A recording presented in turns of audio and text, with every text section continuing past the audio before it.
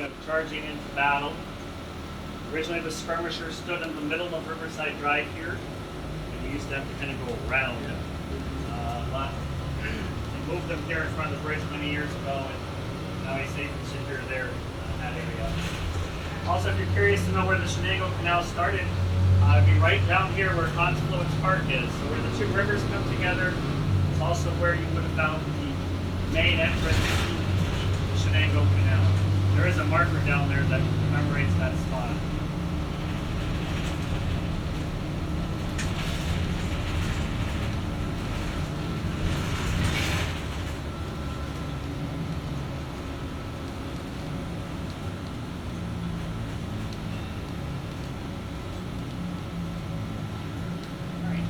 Turn on Front Street.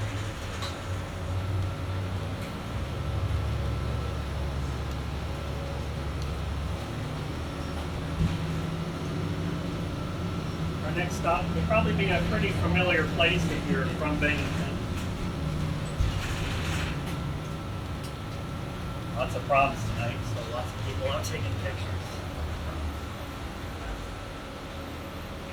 So before we talk about the Roberson Mansion, we need to talk about the Davidge Mansion across the street. So the Davidge Mansion was built in 1904. Originally there was another house on this property that was moved to Riverside Drive, so when we get over to Riverside Drive we'll show you that house. They rolled the house over on logs to its new location. Sherwood Davidge owned tanneries throughout the area. That's okay, yeah, go ahead, we're talking, so you're good. So Sherwood Davidge owned tanneries throughout the area, and he actually built his house here. He wanted this spot because of the view of the river. But in 1906, along comes Alonzo Robertson. What does he do? Puts his house right up in front of Sherwood Davidge's and blocks the view of the river. So Roberson is 1906, and it was designed by the same architect who designed Kilmer Mansion. His name was Vosbury. Yeah, have a good one. And Alonzo was a lumber baron, and they had no children. Mr. and Mrs. Roberson had no children. So after Mrs. Roberson and Mr. Roberson passed away, the house was left to the community to be an arts and community space. And over time, more buildings were added to the complex to have the museum that we have today with its art galleries, planetariums, and exhibition spaces. So that's a little bit about the Roberson Mansion and the deck. Front Street was also kind of a mansion road, just like Court Street was. Except these houses were a little later than what you would have had over on Court Street. Good.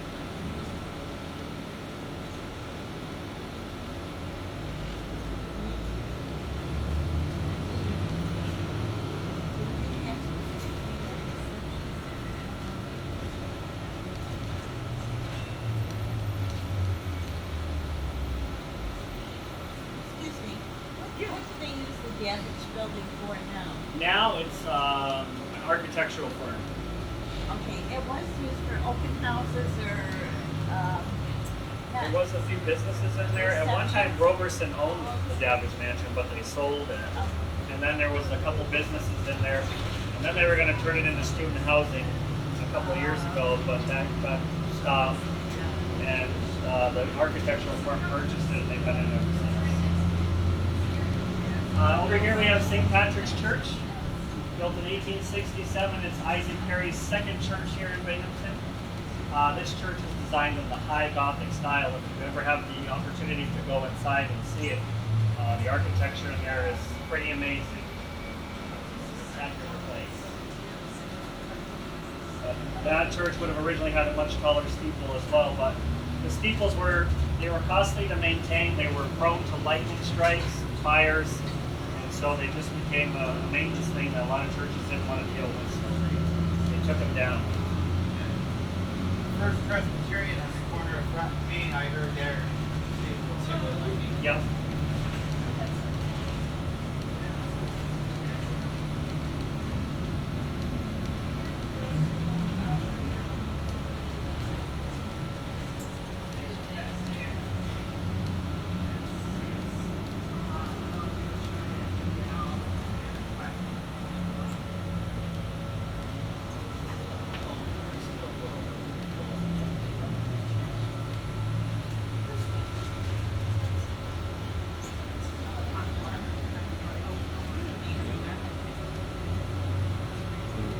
Kilmer. All right, our next stop is the Jonas Kilmer Mansion. This is one of two Kilmer residences on Riverside Drive. Willis Sharp, the son of Jonas, had his house next door that was torn down so that 5 Riverside towers could be built here.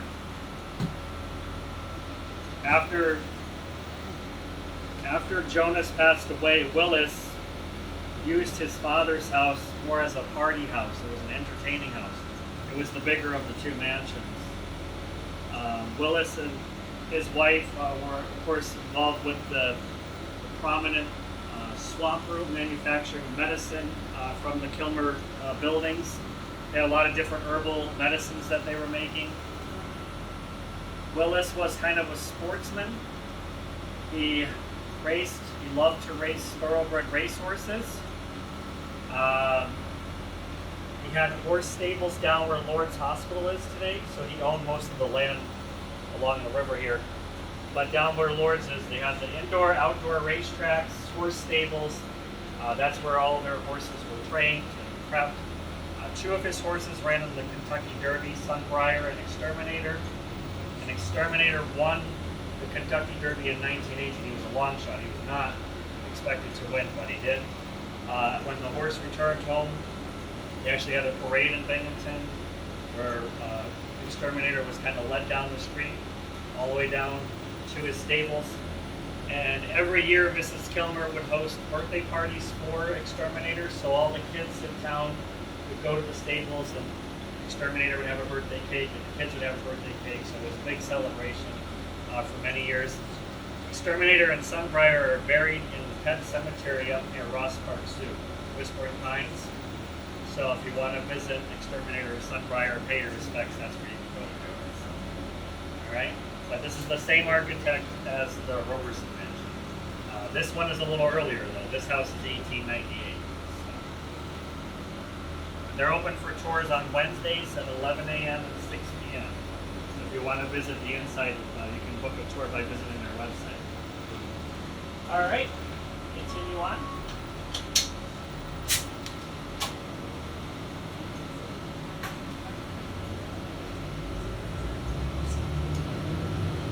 Alright, now remember I told you about the house that was moved.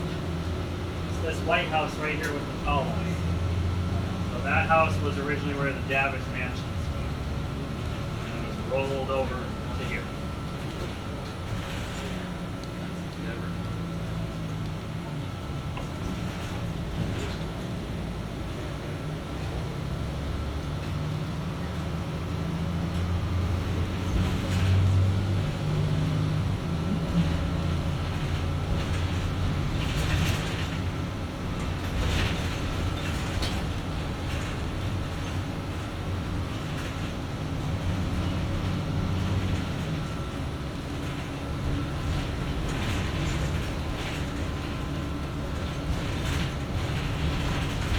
Another very old house over here as well is Joshua Whitney house.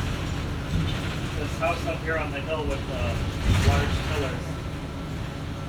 The Whitneys were land agents who were sent here to Binghamton by William Bingham, who owned the land that Binghamton sits on today. He was a wealthy Philadelphia merchant.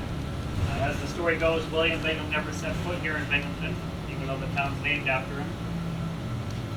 Joshua Whitney and his father and son. Father came first, and he passed away, and the son took over where Dad left off. And basically, they laid out the streets and the plots of land that would be sold to develop Binghamton as it grew. It was originally called Bingham's Town, and that kind of morphed into Binghamton. So that's where it gets its name.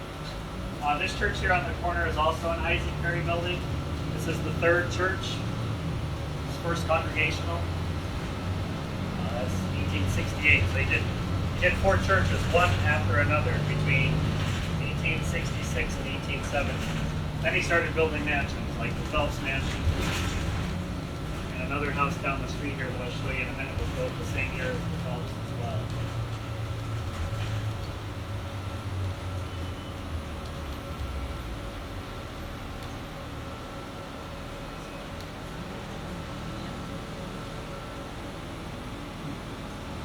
Isaac Berry also designed the original Binghamton High School. That building stood until 1913 and then was replaced with the school that's here today.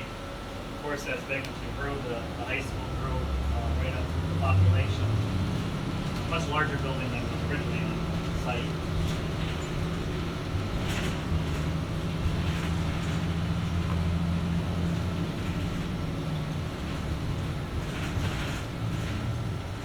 We also probably have, aside from the castle on the hill, this is probably the most endangered building in Binghamton. The Masonic Temple, that building has been empty for, I don't even know how many years. I've lived here for 33. It's been empty since I...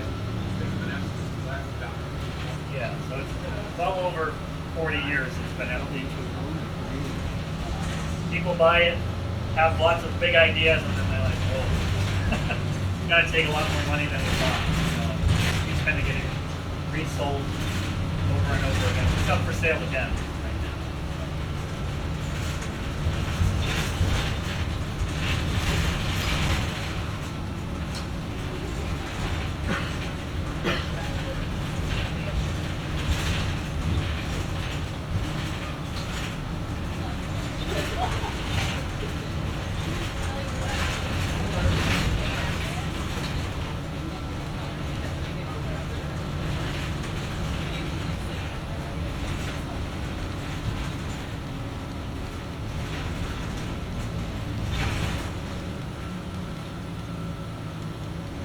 We're going to head down Randall Street here. This neighborhood is known as North of Main today. The First Ward Action Council has restored several homes here in the Noma neighborhood. So as we come down the street here, you'll see a lot of these houses that have been redone and are now rented out to tenants.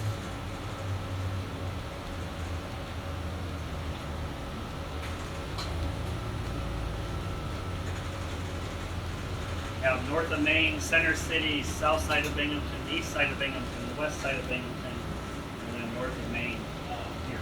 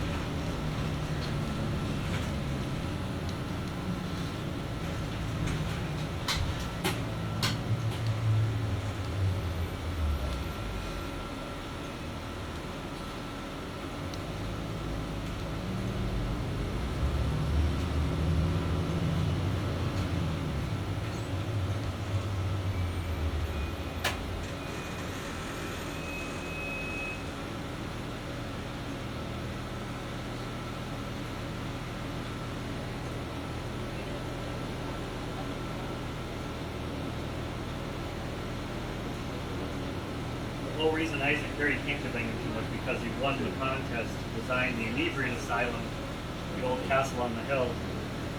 That was construction began around 1854. It opened by 1858.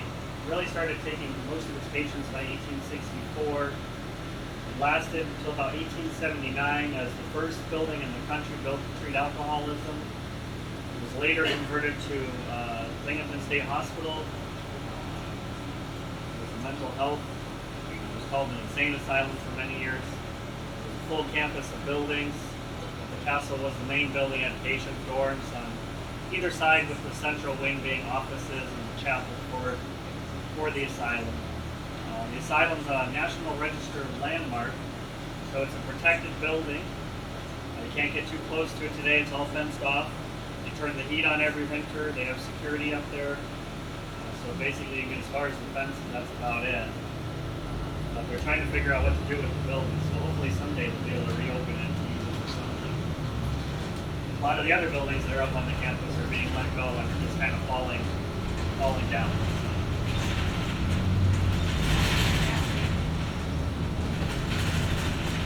Alright, we're going to make a stop here at the Bundy House for a minute.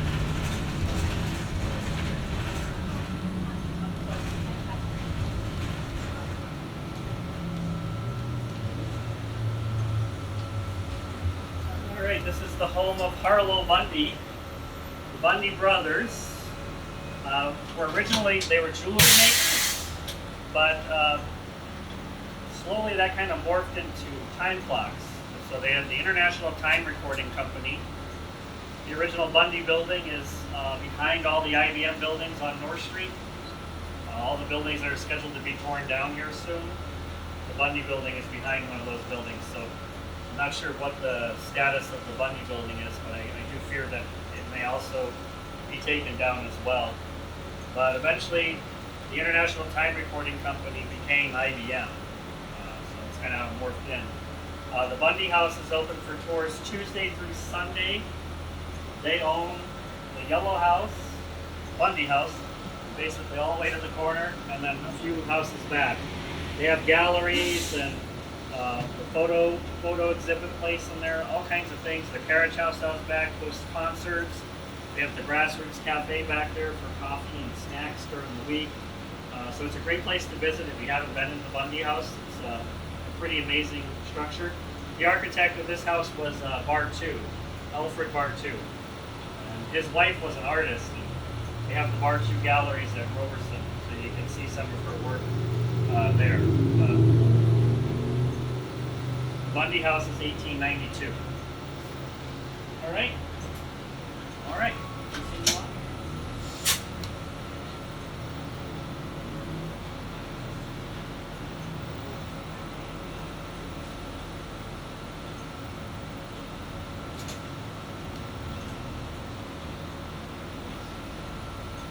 They also have their own radio station. I don't know if you guys know that, but WBDY. I was just there the other day to film some commercials, so I got to do some voiceover stuff. It's pretty cool. Never did that. It's up on the third floor of the house around the corner. It's pretty hot up there. Other than that, it's fun.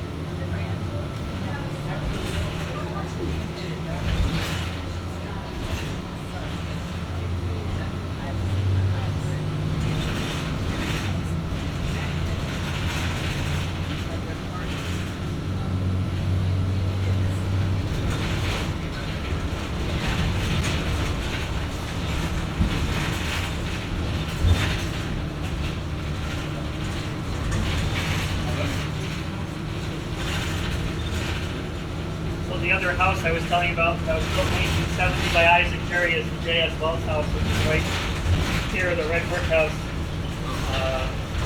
J.S. Wells owned a red brick yard here in Binghamton and worked very closely with Isaac Carey. After the Wells family had all passed on, the house was eventually taken over by the Parsons, which turned it into a funeral home, and that's what the house has operated as ever since. But between the Phelps and the Wells house, very similar woodwork in both buildings.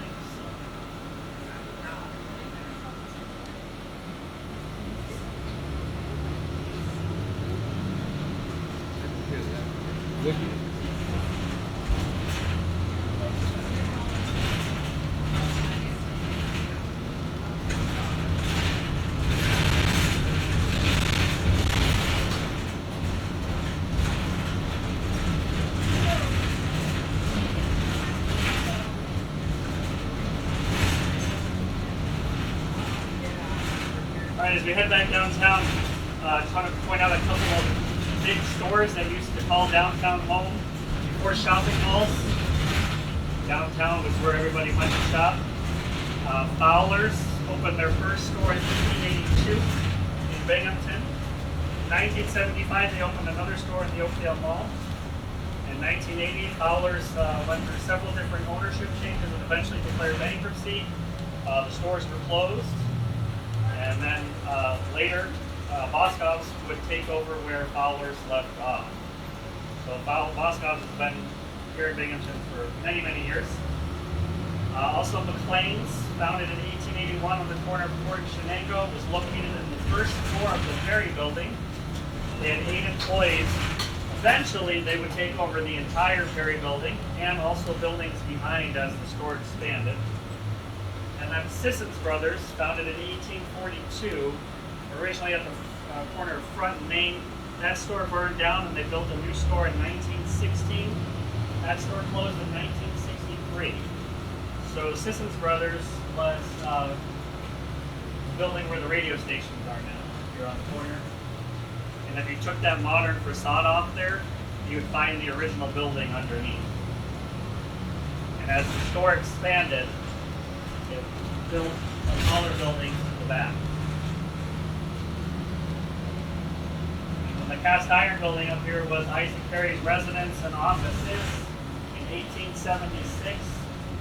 But again, that later became McLean's.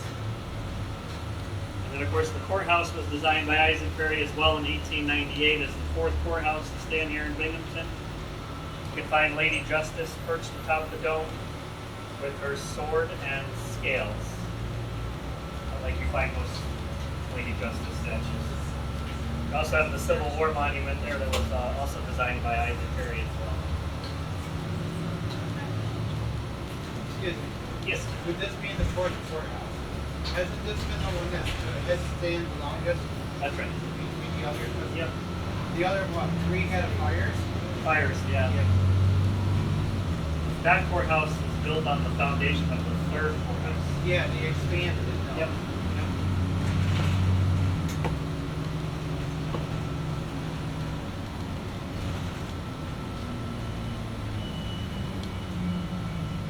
Alright, we're almost done. We just have one more stop before we head back to the museum. That will be right around the corner here. This is a little house that a lot of people don't know about. So we always like to stop here and point it out.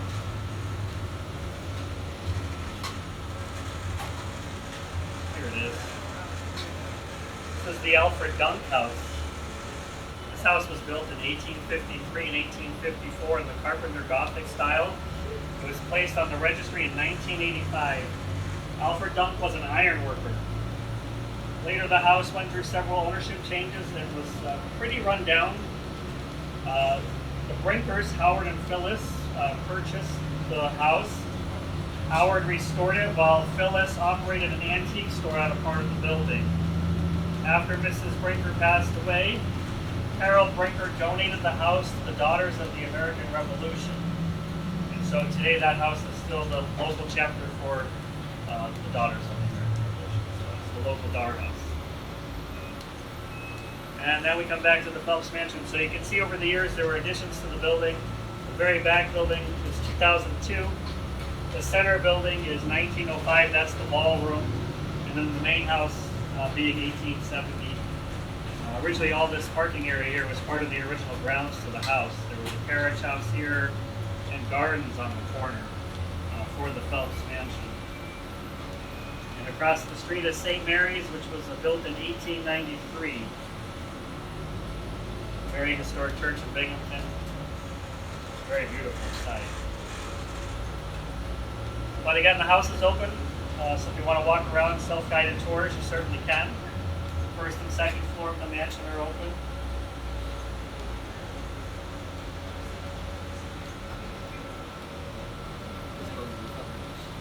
That's the tour. Thanks, guys, for hopping on.